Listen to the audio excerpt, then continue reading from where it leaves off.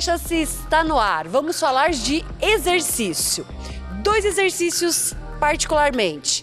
Desenvolvimento ombro e stiff. Falar das particularidades, das dúvidas, de como devem ser realizados esses 2 exercícios que são comumente utilizados nas academias de ginástica.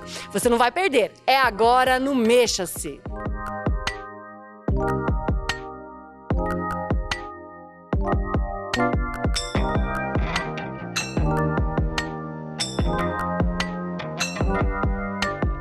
Olá pessoal, vamos falar hoje sobre o exercício de stiff, um exercício muito utilizado nas academias e que requer um certo cuidado na execução dele. Para a gente mostrar e reconhecer alguns erros ou como tirar maior proveito desse exercício, a gente trouxe alguns participantes aqui, né? O Gessé, que é o nosso graduando no curso de Educação Física, e o professor Rômulo, que é personal trainer e vai falar um pouquinho mais sobre esse exercício. Rômulo, quais são os cuidados, né? Como deve ser a execução desse exercício para poder tirar o melhor proveito desse exercício? Eu sei se o exercício é bem específico, né? Ele é um exercício uniarticular, então ele consegue dar uma concentrada bem legal na cadeia posterior, né? A parte posterior da coxa, que são os isquiotibiais. É um estímulo bem bacana para trabalhar essa parte da coxa, né? Mas a gente tem que ter alguns cuidados, né? Porque é um exercício de fato complexo. Então não é qualquer indivíduo que consegue realizar ele da maneira efetiva, né? Legal. Um pouquinho de história. 20 anos atrás, a gente tinha nas academias uma dificuldade de encontrar pessoas realizando os stiffs, né? Eram mais os marombeiros,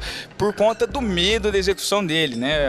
A ideia é que era um exercício que era horrível para a coluna. Tempos passaram e hoje as academias, quase todas as pessoas, às vezes até os iniciantes que estão iniciando o trabalho na academia, já estão executando o exercício de stiff, já que hoje a gente reconhece como um exercício importante. Então, esse exercício se tornou popular, mas ao mesmo tempo a gente observa o pessoal fazendo muita coisa que não deveria, né? Então, primeiro, o que esse exercício traz realmente de benefício? Quais os músculos que eles vão ser atuantes?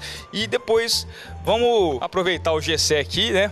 Que é treinado já tem um bom desenvolvimento nesse tipo de exercício e vamos demonstrar como que deve ser feito corretamente. É legal você falar essa questão de ser um exercício arriscado, né, lesivo, mas acho que qualquer exercício, desde que não seja orientado da maneira correta, ele tem esse potencial de ser algumas vezes lesivo. Costumo dizer que assim, todo exercício ele tem 2 fatores, que é o risco e benefício. Então você tem que saber adequar a determinado indivíduo e saber a mecânica exata para que ele faça aquele exercício com segurança e que seja uma prática correta para ele executar o movimento, né? Vamos lá então, Gessé.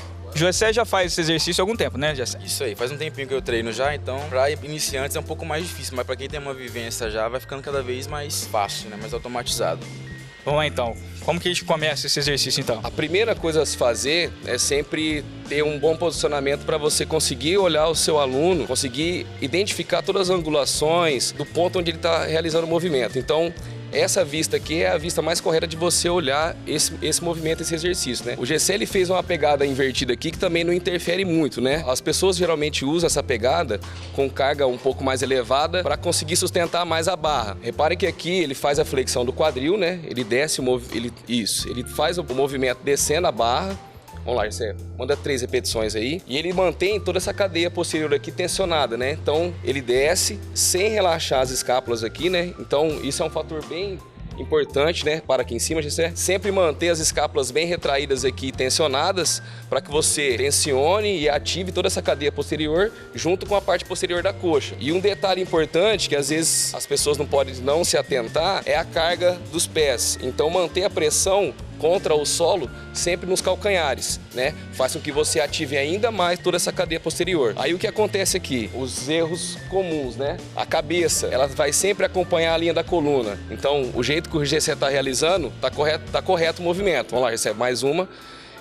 E aí o erro comum que você vê nas academias é o pessoal fazendo exercício, olhando para o espelho. E aí perde todo esse acompanhamento aqui da linha da coluna, né? E a cervical acaba sendo tensionada e fica fora desse alinhamento. Então, esse é o primeiro erro comum. Outro erro, faz o movimento e estende isso. Solta as escápulas, né? Acaba soltando aqui e perdendo a tensão da parte posterior. Essa posição cifótica aqui é ruim, porque você acaba tirando a tensão da parte da cadeia aqui posterior da perna e jogando a carga em cima das costas. Outro erro é a flexão e extensão do joelho durante o movimento. Isso é vai lá. Isso que aí, na verdade, ele acaba descaracterizando o exercício de stiff e passa a ser quase um terra, né? Vamos dizer assim. A gente observa muitas mulheres fazendo aquele primeiro erro, né? Olha lá pro espelho, né? O Gessé. E o Gessé, no caso, claro, não tem uma lordose tão acentuada, mas aumenta muito a lordose, né? Então, vamos pensar, cada sexo tem a sua particularidade, né? Mas é um erro comum entre as mulheres. Você pensa assim, às vezes também em posicionamento dos pés, né? Um exercício de cadeia cinética fechada, como o agachamento, por exemplo. Às vezes os alunos perguntam, mas eu abro as pernas, eu faço mais fechado. Cada indivíduo, ele tem as possibilidades ósseas, né? Então, é difícil você chegar e falar assim, faz com o pé fechado, faz com o pé aberto, que é o certo ou é errado. Então, você tem que identificar dentro do seu aluno quais são essas possibilidades ósseas dele, onde ele se sente confortável para realizar o movimento. Você pode ver que o Gessé, ele parou naturalmente nessa posição. Provavelmente é a posição mais confortável para a articulação do quadril dele para ele realizar o movimento. Uma coisa importante aqui, vamos lá, Gessé, é um exercício de fato que ele tem uma carga muito grande na cadeia posterior, na parte posterior da coxa, mas também tem uma carga muito grande na lombar. Então é comum você ver os alunos reclamando de dor na lombar quando faz exercício. Por quê? Aqui, entrando mais na biomecânica, o vetor de força é a barra, né? Que é uma carga gravitacional, então ela leva para baixo. Quando o Gessé desce, o vetor de força ele começa a ficar maior, se tratando da lombar e do posterior de coxa, né? Então, desse lado aqui, ó, aqui, sobe lá, Gessé. O vetor de força, aqui nós trabalhamos o movimento com 2 eixos, né? Que é o eixo do joelho, o quadril. E aí ainda entra os eixos da coluna. Entra mais a lombar e a torácica dentro do movimento. O braço de torque, ele é a distância entre o eixo e o vetor de força. Quando ele desce, essa distância ela é aumentada, principalmente para a lombar. E é por isso que a carga é maior na lombar. Então a ideia, muitas vezes, se o aluno ele sente muito incômodo, é você reduzir um pouquinho, vai facilitar o movimento, é lógico, né? Mas a ideia é você realizar com amplitude um pouquinho menor e a barra o mais próximo possível das suas pernas. Vamos lá, você desce.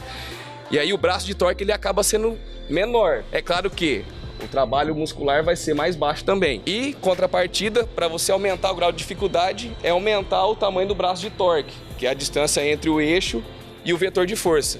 Faz o movimento, Gessé, e distancia um pouquinho a barra do seu tronco, tá? Ele leva a barra para frente, o tamanho do braço de torque aqui, ele é aumentado e o grau de dificuldade também. Às vezes é uma dica para você dificultar o movimento sem exagerar muito na carga, né? Legal, tá vendo porque é importante a orientação do profissional de educação física? São detalhes que a gente busca para tentar tornar o exercício mais eficiente, sem muitas vezes de ter um risco aumentado de lesão, né? E já em contrapartida, o pessoal que tem encurtamento, ele pode fazer um movimento mais curto, tem alguma alteração que possa ser feita ou é isento para esse pessoal? Quem sabe que é uma parte hoje das pessoas que não praticam atividade física acabam tendo uma musculatura extremamente encurtada, né? Por conta do dia a dia, muito tempo sentado. O que a gente pode contraindicar ou a gente tem outras alternativas com relação a esse exercício? Eu acho que a estratégia é partir para outras alternativas, né? Para você introduzir o seu aluno nesse determinado exercício, se ele possui um encurtamento de cadeia posterior, acho que é mais fácil você trabalhar os processos onde ele vai melhorar a mobilidade articular dele, para que ele comece a fazer esse movimento sem incômodos, né? Que ele consiga trabalhar, fazer o stiff sentindo a musculatura do posterior da coxa sendo trabalhada, do que ele tem incômodos, como dor no tendão, dor na lombar. Então é mais fácil você trabalhar os processos para que ele melhore a mobilidade articular dele e a flexibilidade, para que ele inicie o movimento já fazendo da maneira correta. Porque se ele não tem essa mobilidade e essa flexibilidade, ele não vai iniciar com o movimento correto. E isso já não é um resultado tão positivo para ele, que é aquela questão que eu falei entre o risco e o benefício, né? Mais alguma coisa que a gente pode deixar de dica? Para você conseguir avaliar bem os movimentos que o aluno faz, trabalhar todos os ângulos, né, de visibilidade, para você conseguir identificar possíveis erros ou até mesmo a execução completa, é bem interessante, isso é bem importante, porque a gente começou falando dele de um lado, já partimos para outro, então é legal essa questão de você fazer esse círculo ao redor do aluno para você conseguir identificar todas as questões de movimento, de erro, de acerto, né? E agora, Wilson, o próximo exercício, desenvolvimento ombro, e o Gessé novamente aí colaborando com a execução. O que você tem para falar para o pessoal que está em casa desse exercício particularmente? O exercício de desenvolvimento ombro é um exercício tradicional na musculação, muitas vezes executado de forma sentada, né?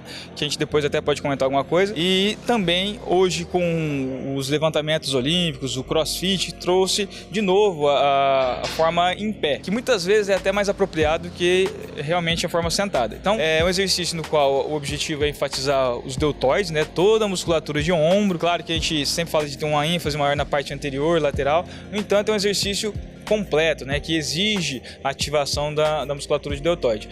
Assim como também a musculatura de braço, né, os exercícios, os músculos que a gente fala sinergistas, que vão auxiliar no movimento, como a parte superior do peitoral, tríceps. Então é um exercício meio que completo, né, para os membros superiores. Fora isso, como muita gente não sabe, a gente tem uma importante ativação da musculatura dorsal, né, para estabilizar a articulação glenohumeral e fazer com que esse exercício seja executado com eficiência e com segurança. Então, por isso que a gente fala que é um exercício bem completo, não é só aquele alvo principal que é o deltoide, mas toda a musculatura da cintura escapular e inclusive os dorsais são ativados para poder fazer uma execução adequada. Como a gente falou, a gente vai executar o movimento de forma em pé, que às vezes é mais seguro para a coluna do que alguns acham. Por quê? Porque sentado você tem uma estabilização da coluna, porém os bancos que são utilizados muitas vezes provocam um excesso de hiperlordose e a maior parte dos praticantes tem uma falta de mobilidade da cintura escapular, forçando ainda mais essa hiperlordose. E aí o que a gente achava que estava protegendo a coluna, na verdade a gente está enfatizando um erro que pode ser ruim lá na frente, né? Então um exercício bem executado em forma em pé, ele pode ser mais interessante do que o sentado. O que a gente tem que pensar? Na hora da movimentação, a gente tem que pensar em utilizar, ativar toda a cintura escapular, ou seja, a gente tem os ossinhos lá atrás da coluna, né, as escápulas, que elas têm que se moverem para poder ter uma produção aumentada de força. É um conjunto de músculos atuando para levantar o braço e o peso que ele está levantando. Às vezes nas academias é usado de uma forma mais engessada, ou seja, com pouca movimentação dessa escápula, tentando às vezes propositalmente enfatizar mais os deltoides. Então isso se torna meio que custo-benefício não muito adequado. Não que não possa ser utilizado como uma estratégia, mas não que seja uma única forma isolada de treinamento. Muitas vezes o pessoal, mais que busca hipertrofia, né, do fisiculturismo, tem essas estratégias de isolar o deltoide, isolar a musculatura, tentando fazer com que aumente, né, o estresse naquela musculatura. Então se torna meio custo-benefício não muito, né, porque você também vai levar um estresse alto, fazendo um movimento, ativando toda a musculatura da cintura escapular, usando cargas às vezes mais elevadas, e principalmente aumentando a capacidade de produção de força de toda essa membro superior de uma forma geral. Então a gente vai dar algumas dicas de como a gente executar. A pegada, ao contrário do que a gente faz às vezes na postura sentada, a gente vai fazer uma pegada um pouco mais fechada, mas que dê possibilidade do indivíduo manter o braço bem na vertical. Então o antebraço na vertical, quer dizer. Isso dando mais condições, ele tem uma postura mais adequada, forçando menos a articulação do ombro, né? A gente percebe que o cotovelo ele é projetado um pouco mais à frente, para a gente não ter a acomodação única e exclusivamente no eixo do antebraço, provocando um excesso de força do braço para baixo, aí exigindo mais ainda da musculatura que estabiliza, né, o que a gente chama de manguito rotator. Então o cotovelo mais à frente na hora da descida, na postura inicial. E na execução a gente tem que pensar o seguinte, que todos os músculos da cintura escapular devem ser acionados. Então, para que isso aconteça, a gente precisa fazer o quê? Com que a gente tenha a ativação, a elevação das escápulas, trazendo os ombros próximos à orelha, né? Traz a barra mais para trás, Jessé, e levando essa barra acima da cabeça, para a gente ter a contração máxima dessa musculatura, inclusive dos deltoides. Então, ó, observem como que a escápula faz o movimento. Ó. Ela eleva e abre, joga a barra lá para trás. Isso. E os ombros? Os ombros vêm em direção à orelha, ó. Isso. E aí os dorsais, eles estão sendo ativados para estabilizar essa articulação e aumentar a força para levantar o peso, muitas vezes superior ao que a gente levantaria caso não tivesse essa ativação. Dá uma descansada. Então, para finalizar, a gente tem que pensar o seguinte: o movimento ele tem que ser o mais amplo possível, sim, buscando para que a gente não tenha um prejuízo na coluna. Vem cá, Jessé. Levanta o braço lá para cima. Isso. A gente não pode deixar as escápulas subirem, então as costelas subirem, mantendo a costela para baixo, para que a gente tenha uma estabilidade da coluna. Dessa forma, nós conseguimos ter uma segurança maior até do que na posição sentada, já que na posição sentada o estresse na articulação na lombar, na coluna lombar, é muito maior. Então, se o aluno não consegue realizar esse movimento adequadamente, o ideal é fortaleça esse abdômen, melhora a mobilidade dele, para depois introduzir esse exercício. Colocar sentado para executar um exercício no qual ele não consegue realizar em pé, na verdade eu estou enfatizando um erro e só visualmente às vezes dando condições para ele. Muito bacana as dicas de hoje. Obrigado, Gessé, pela participação no programa. E é claro que o Mexa-se está chegando ao fim, mas é claro que semana que vem tem mais. Até lá! Mexa-se!